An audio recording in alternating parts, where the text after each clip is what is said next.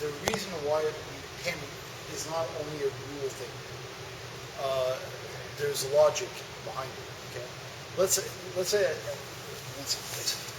and I get Vince on his back. You know, just imagine that I would drive like 2 nails through his shoulders here. Okay, enough to just pin his shoulders so this cannot move anymore. And now I would ask him to do a shrimp out to escape. Now, okay, do it again, but this time I'm gonna.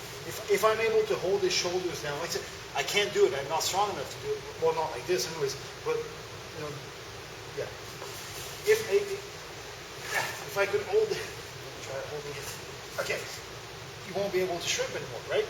Because his shoulders are blocking it. Make sense? Okay.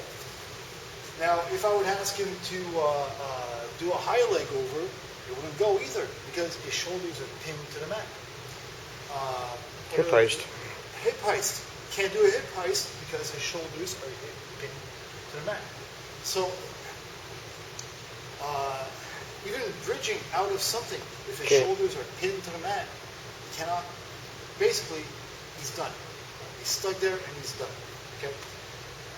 If you have any good grappler and you give him an inch, he's gonna transform that into a foot and then he's gone, right?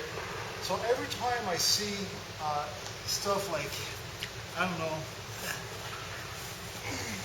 like this, okay? And now they're like, oh yeah, put the leg over. Okay, yeah, sure, but look at all the room he has.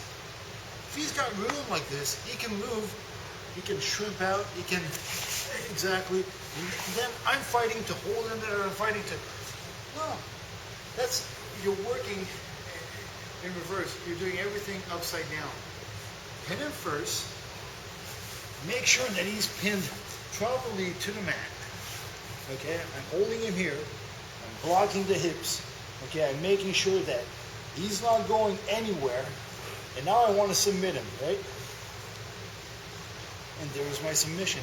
And what I'm doing is I'm not taking him off the mat. I'm not giving him any room to move. I'm just holding him there nice and tight, and then there it is.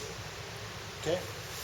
Now, all the escapes, this guy probably learned from escaping double wrist lock, whatever you want to call it. I don't know, using your knee in, yeah, boom, there's an escape. Extending his arm, use this knee inside of my arm to peel it off. All that and all the other ones, all that is out the window if I'm here. Can you use any of those escapes now? No. So my focus is not the lock. It's not the shoulder lock I'm interested in. I'm interested in pinning this guy down. Then I'll finish him. Because now I took everything away from him. Okay? All the escapes he knows are out the window, and I can finish him any way I want now. Okay, and it's going to be quite easy. Instead of, oh my God, and this becomes a freaking, of course, the guy can move. So stop him from moving, and I can attack him. Okay. How much focus are you putting on turning his head? Because I know you still want his body to not be aligned, right? So you're just using the hand that you're using to grab his wrist. You're using the same elbow to turn his head? To kind of jam his head towards me. And oftentimes I'll put my hip bone into his face too.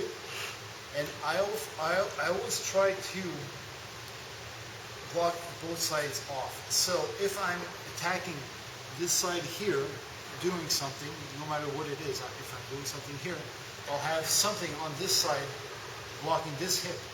So that way it cannot turn that way, it cannot turn into me, it can't bridge into me. He's stuck. Okay? And that's why the pin should be your number one priority, your focus in the fight. Pin the guy, then do whatever you want. Okay? Armbar. I don't do a lot of armbars, but I actually do a lot of armbars when I'm doing sambo and stuff like that. No, again, I don't do as much because find sometimes lack of control. Anyways, do an arm bar and I'm here. You know, this escape is going to. Okay, this good escape, right? He's gonna walk. He's gonna turn over. He could shrink. Yeah, that's good too. He could shrimp away, bring his elbow down, turn into me. Why? Because he's free of movement, right? So if I want to armbar this guy, okay, now he's not free of movement, okay? I'm jamming his shoulders, I'm jamming his hips, okay? And now if I want to attack the arm, it's going to be all that much easier now, right? All those escapes he knows are out the window. The pin is not a technique, it's a principle. Pin the guy, make sure his shoulders, hips are blocked off, then attack him, and he's yours. He's yours. He's not going anywhere. So does that make sense? Okay.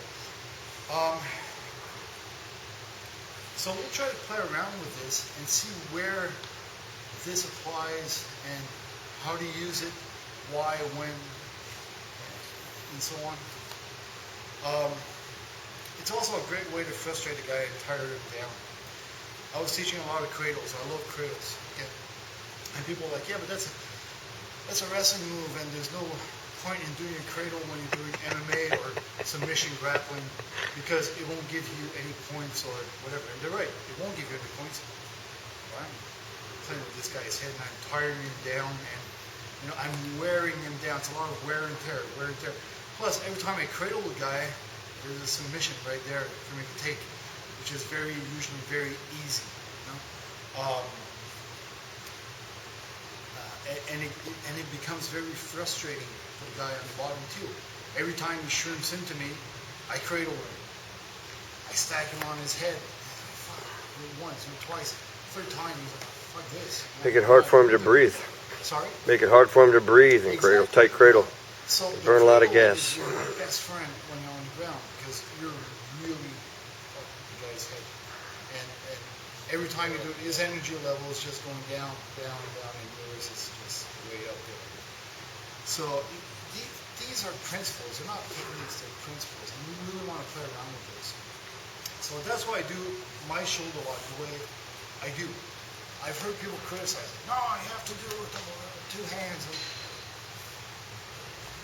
No, you don't. You could, but you don't have to. Okay. So maybe we could start around with that, doing the double wrist lock, the shoulder lock, the way we do it. Then we'll extrapolate on that, play around, and so on. Does everybody know the way we do it?